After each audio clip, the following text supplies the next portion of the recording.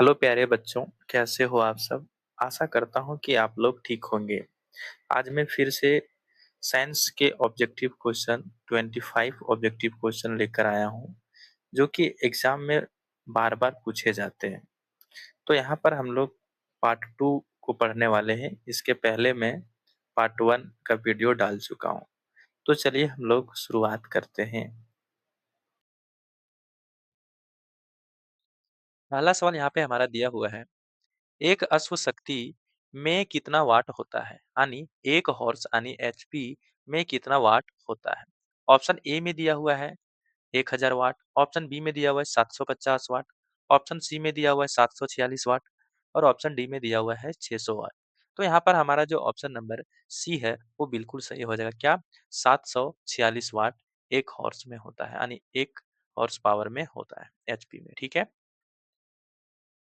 Next सवाल यहाँ पे हमारा दूसरा है। यहाँ पे पूछ रहा है, गुब्बारे में कौन सी अक्रिय गैस भरी जाती है जो वायु से हल्की होती है? ऑप्शन ए में दिया हुआ है हीलियम, ऑप्शन बी में दिया हुआ है आर्गन, ऑप्शन सी में दिया है नियॉन और ऑप्शन डी में दिया हुआ है रेडॉन। तो यहाँ पर हमारा जो ऑप्शन नंबर ए है वो बिल्कुल सही हो जाएगा। क्या? हीलियम। ठीक है।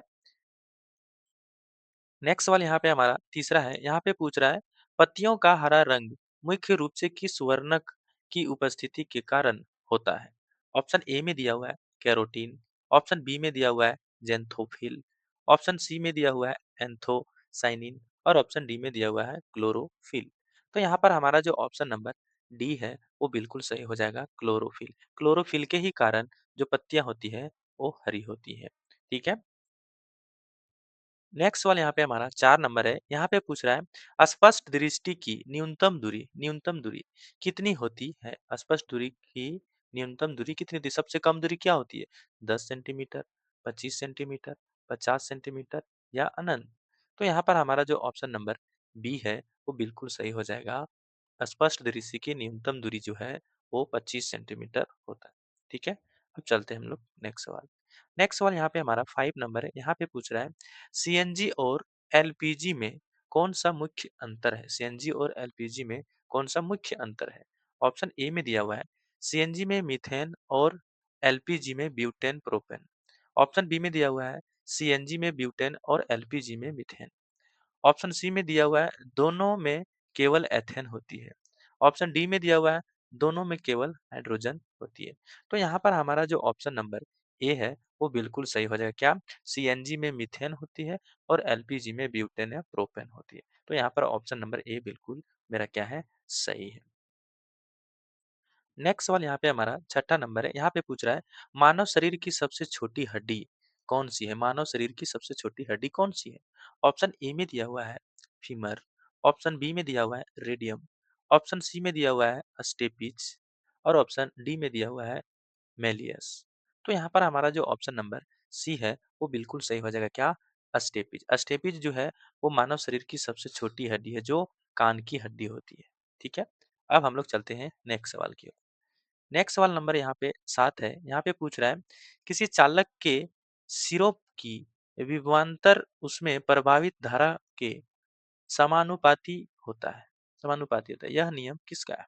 ऑप्शन ए में दिया हुआ है फैराडे का नियम, ऑप्शन बी में दिया है न्यूटन का नियम, ऑप्शन सी में दिया है पास्कल का नियम और ऑप्शन डी में दिया हुआ है ओम्स का नियम। ओम का नियम। तो यहाँ पर हमारा जो ऑप्शन नंबर डी है वो बिल्कुल सही हो जाएगा। क्या? ओम का नियम। ओम क्या कहता है? जो मेरा वोल्टेज होता है वो क्या होता है, डायरेक्टली प्रोपोर्शनल होता है करंट का, है ना। ठीक है। अब चलते हैं हम लोग नेक्स्ट सवाल की ओर। नेक्स्ट सवाल यहाँ पे हमारा 8 नंबर है। यहाँ पे पूछ रहा है, आधुनिक आवर्त सारणी में अक्रिय यानी निष्क्रिय गैस किस समूह में आती है? किस समूह में आती है? ऑप्शन ए में दिया हुआ है समूह 17, ऑप्शन बी में दिया है समूह 18, ऑप्शन सी में दिया हुआ है समूह 1 और ऑप्शन डी में दिया हुआ है समूह 2। तो यहाँ पर हमारा जो ऑप्शन नंबर बी है वो बिल्कुल सही हो जाएगा। क्या? समूह 18 में जो है वो आवर्त सारणी में अक्रिय गैस वगैरह आता है। ठीक है। अब चलते हैं हम लोग नेक्स्ट सवाल। नेक्स्ट सवाल यहाँ पे हमारा 9 नंबर है। यहाँ पे पूछ रहा है, पेचिस यानी यमीबायोसिस, पेचिस यानी यमीबायोसिस रोग किस प्रोटोजोआ के कारण होता है? ऑप्शन ए में दिया हुआ है एंट अमीबा हिस्टोफिलिटा फिटिका, सॉरी क्या लिखा हुआ है, एंट अमीबा हिस्टोलिटिका, ऑप्शन बी में दिया हुआ है प्लाज्मोडियम, ऑप्शन सी में दिया हुआ है ट्रिपेनोसोमा और ऑप्शन डी में दिया हुआ है पैरामीशियम। तो यहाँ पर हमारा जो ऑप्शन नंबर ए है वो बिल्कुल सही हो जाएगा। क्या? एंट अमीबा हिस्टोलीटिका। ये क्या है? इसी के कारण हमारा जो बीमारी होता है क्या? यमी बायोसिस बीमारी। ठीक है। अब हम लोग चलते हैं नेक्स्ट सवाल की ओर। नेक्स्ट सवाल यहाँ पे हमारा 10वां नंबर है। यहाँ पे पूछ रहा है प्राथमिक रंग कौन-कौन से हैं? प्राथमिक रंग कौन-कौन से होते हैं? ऑप्शन ए में दिया हुआ है पीला, हरा, नीला। ऑप्शन बी में दिया हुआ है लाल, पीला, नीला। ऑप्शन सी में दिया हुआ है लाल, हरा, नीला और ऑप्शन डी में दिया हुआ है सफेद, काला, लाल। तो यहाँ पर हमारा जो ऑप्शन नंबर सी है वो बिल्कुल सही हो जाएगा। क्या? लाल, हरा, नीला। ये क्या है? मेरे प्राइमरी कलर है, माने यानी प्राथमिक कलर है, पहला कलर है। क्या है? लाल, हरा, नीला। ठीक है। अब चलते हैं हम लोग नेक्स्ट सवाल। नेक्स्ट सवाल यहाँ पे हमारा 11 नंबर है। यहाँ पे पूछ रहा है लोहे को जंग लगने से बचाने के लिए उस पर जस्ते की परत चढ़ाने की प्रक्रिया क्या कहलाती है? प्रक्रिया क्या कहलाती है? ऑप्शन ए में दिया हुआ है वाष्पीकरण, ऑप्शन बी में दिया हुआ है अस्तलेपन और ऑप्शन सी में दिया हुआ है क्रिस्टलीकरण और ऑप्शन डी में दिया हुआ है एनोडीकरण। तो यहाँ पर हमारा जो ऑप्शन नंबर बी है वो बिल्कुल सही हो जाएगा। क्या? अस्तलेपन यानी उसको हम लोग इंग्लिश में ग्लेवेनाइजेशन बोलते हैं। ठीक है। अब हम लोग चलते हैं नेक्स्ट सवाल की ओर। नेक्स्ट सवाल यहाँ पे 12 नंबर है। यहाँ पे पूछ रहा है मानव शरीर में इंसुलिन की कमी से कौन सा रोग होता है? इंसुलिन की कमी से कौन सा रोग होता है? ये क्वेश्चन बार बार पूछा गया। इसको बीबीआई मार्क कर लोगे। ठीक है। ऑप्शन ए में दिया हुआ है रिकेट्स, ऑप्शन बी में दिया हुआ है घेंघा, ऑप्शन सी में दिया हुआ है एमीनिया और ऑप्शन डी में दिया हुआ है मधुमेह। तो इंसुलिन की कमी से जो हमारा बीमारी होता है ऑप्शन नंबर डी यानी मधुमेह बिल्कुल सही जवाब है। ठीक है।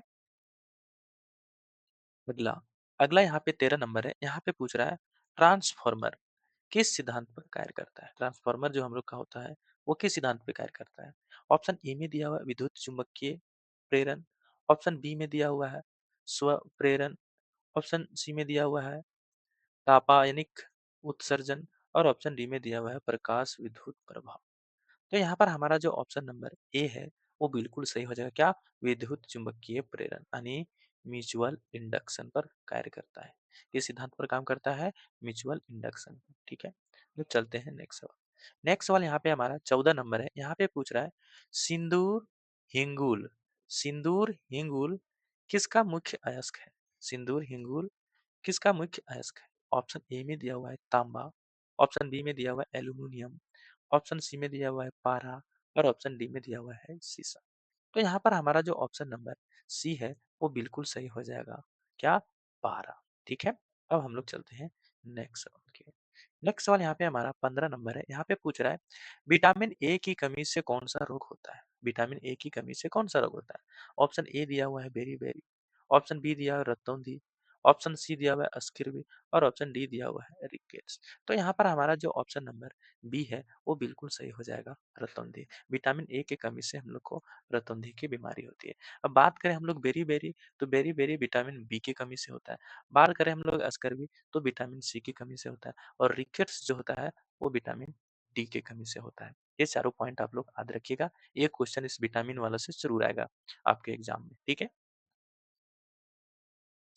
16 नंबर यहाँ पे हमारा सवाल है वाहनों के हेडलाइट में किस दर्पण का प्रयोग किया जाता है? हेडलाइट के बारे में पूछ रहा है।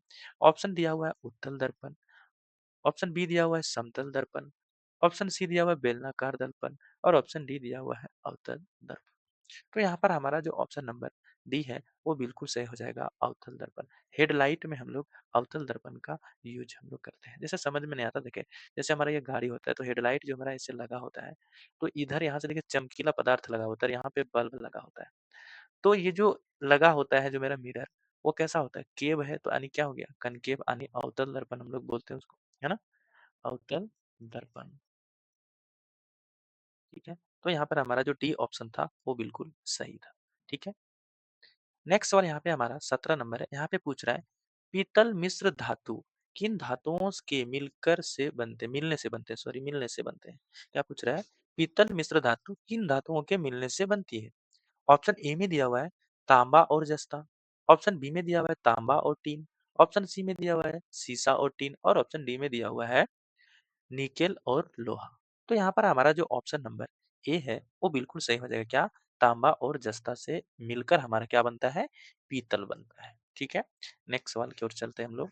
नेक्स्ट सवाल यहाँ पे 18 नंबर सवाल है, रक्तचाप मापने के लिए किस यंत्र का उपयोग किया जाता है? ऑप्शन ए में दिया हुआ है स्टेथोस्कोप, ऑप्शन बी में दिया हुआ है ईसीजी, ऑप्शन सी में दिया हुआ है स्फेगमेनोमीटर, ऑप्शन डी में दिया हुआ है पेरिस्कोप। तो यहाँ पर हमारा जो ऑप्शन नंबर सी है वो बिल्कुल सही हो जाएगा। क्या? स्फिग्मोमेनोमीटर। ठीक है, रक्तचाप मापने के लिए यानी ब्लड प्रेशर नापने के लिए। ठीक है, तो यहाँ पर ऑप्शन नंबर जो सी है वो बिल्कुल सही हो जाएगा। नेक्स्ट सवाल यहाँ पे 19 नंबर है। यहाँ पे पूछ रहा है, सूर्य के प्रकाश में किस रंग के प्रकाश का प्रकीर्णन सबसे अधिक होता है? प्रकाश का प्रकीर्णन सबसे अधिक होता है। ऑप्शन ए में दिया हुआ है लाल, ऑप्शन बी में दिया हुआ है बैंगनी, ऑप्शन सी में दिया हुआ है हरा, ऑप्शन डी में दिया हुआ है पीला। तो यहाँ पर हमारा जो ऑप्शन नंबर बी है वो बिल्कुल सही हो जाएगा। क्या? बैंगनी। बैंगनी जो है वो ज्यादा क्या होता है? प्रकीर्णन होता है, स्कैटरिंग होता है। ठीक है, अब हम लोग चलते हैं नेक्स्ट सवाल की ओर। नेक्स्ट सवाल यहाँ पे हमारा 20वां नंबर है। यहाँ पे पूछ रहा है, जल की अस्थायी कठोरता दूर करने के लिए किसका उपयोग किया जाता है? जल में जो कठोरता होता है उसको दूर करने के लिए किसका उपयोग होता है? बेकिंग सोडा, ऑप्शन बी में दिया हुआ है ब्लीचिंग पाउडर, ऑप्शन सी में दिया हुआ है साधारण नमक और ऑप्शन डी में दिया हुआ है वॉशिंग सोडा यानी धावन सोडा। ठीक है, सॉरी डी में दिया हुआ था। तो यहाँ पर हमारा जो ऑप्शन नंबर डी है वो बिल्कुल सही हो जाता है। कठोरता को दूर करने के लिए हम लोग जो है वॉशिंग सोडा का यूज करते हैं, जिससे हम लोग कपड़ा वगैरह धोते हैं तो उससे क्या होता है? पानी का कठोरता चला जाता है और उससे कठोरता जाने पर क्या होता है? वो जो कपड़ा गंदगी रहता है वो दूर हट जाता है। ठीक है, अब चलते हैं हम लोग अगले सवाल। अगला सवाल यहाँ पे 21 नंबर यहाँ पे हमारा दिया हुआ है, वटिकानो या प्लेटलेट्स का मुख्य कार्य क्या होता है? ऑप्शन ए में दिया हुआ है रक्त का थक्का बनाना, ऑप्शन बी में दिया हुआ है ऑक्सीजन का परिवहन करना, ऑप्शन सी में दिया हुआ है रोगों से रक्षा करना और ऑप्शन डी में दिया हुआ है कार्बन डाइऑक्साइड का परिवहन करना। तो यहाँ पर हमारा जो ऑप्शन नंबर ए है वो बिल्कुल सही हो जाएगा। क्या? रक्त का थक्का बनाना। एक क्या होता है? विटामिन के, वो भी क्या करता है? रक्त को क्लोटिन करने में मदद करता है और प्लेटलेट्स भी क्या है? रक्त को थक्का बनाता है। ठीक है, आगे चलते हैं। अगला नंबर 22 है। यहाँ पे पूछ रहा है, आवृत्ति की एसआई इकाई क्या है? आवृत्ति की एसआई इकाई क्या है? ऑप्शन ए में दिया हुआ है मीटर पर सेकंड, ऑप्शन बी में दिया हुआ है सेकंड, ऑप्शन सी में दिया हुआ है हर्ट्ज और ऑप्शन डी में दिया हुआ है डेसिबल। तो यहाँ पर हमारा जो ऑप्शन नंबर सी है वो बिल्कुल सही हो जाएगा। क्या? हर्ट्ज। हर्ट्ज जो है वो क्या होता है? आवृत्ति का एसआई मात्रक यानी एसआई इकाई। ठीक है, 23 नंबर यहाँ पे हमारा सवाल है। यहाँ पे पूछ रहा है, भारी जल D2O का उपयोग परमाणु भट्ठी में किस रूप में किया जाता है? किस रूप में हम लोग D2 भारी जल को परमाणु भट्ठी में करते हैं? ऑप्शन ए में दिया हुआ है ईंधन के रूप में, ऑप्शन बी में दिया हुआ है मंदक के रूप में, ऑप्शन सी में दिया हुआ है नियंत्रक छड़ के रूप में और ऑप्शन डी में दिया हुआ है उत्प्रेरक के रूप में। तो यहाँ पर हमारा जो ऑप्शन नंबर बी है वो बिल्कुल सही हो जाएगा। क्या? मंदक के रूप में। नेक्स्ट सवाल यहाँ पे हमारा 24 नंबर है। यहाँ पे पूछ रहा है, मानव मस्तिष्क का कौन सा भाग शरीर के संतुलन को नियंत्रित नियंत्रित करता है? मानव का मस्तिष्क का कौन सा भाग है जो शरीर के संतुलन को नियंत्रित करता है? ऑप्शन ए में दिया हुआ है सेरिब्रम यानी प्रथम मस्तिष्क, ऑप्शन बी में दिया हुआ है थैलेमस, ऑप्शन सी में दिया हुआ है हाइपोथैलेमस और ऑप्शन डी में दिया हुआ है सेरेबेलम। तो यहाँ पर हमारा जो ऑप्शन नंबर डी है वो बिल्कुल सही हो जाएगा। क्या? सेरेबेलम। सेरेबेलम क्या करता है? नियंत्रित रखता है पूरे हमारे बॉडी को। ठीक है, अब चलते हैं हम लोग नेक्स्ट सवाल। नेक्स्ट सवाल यहाँ जो हमारा 25 नंबर है, जो हमारा लास्ट सवाल होगा वो क्या है? पूर्ण आंतरिक परिवर्तन यानी टोटल इंटरनल रिफ्लेक्शन का उदाहरण निम्नलिखित में से कौन सा है? ऑप्शन ए में दिया हुआ है प्लास्टिक फाइबर और क्या लिखा है? मरीचिका। प्लास्टिक फाइबर या और मरीचिका। ऑप्शन बी में दिया हुआ है तारों का टिमटिमाना, ऑप्शन सी में दिया हुआ है आकाश का नीला दिखना, ऑप्शन डी में दिया हुआ है पानी में छड़ का टेढ़ा दिखना। तो यहाँ पर हमारा जो ऑप्शन नंबर ए है वो बिल्कुल सही हो जाएगा। क्या? ऑप्टिकल फाइबर और क्या लिखा है? मिरीचिका यानी मिरेज, है ना? तो यहाँ पर हमारा जो 25 टोटल क्वेश्चन थे इंपॉर्टेंट वाले जो बार बार एग्जाम में पूछे जाते हैं वो समाप्त हुआ। ठीक है, इसी तरह से हम लोग जो है उस सीरीज को आगे बढ़ाएंगे। ठीक है, तो मिलते हैं हम लोग आपको नेक्स्ट वीडियो में।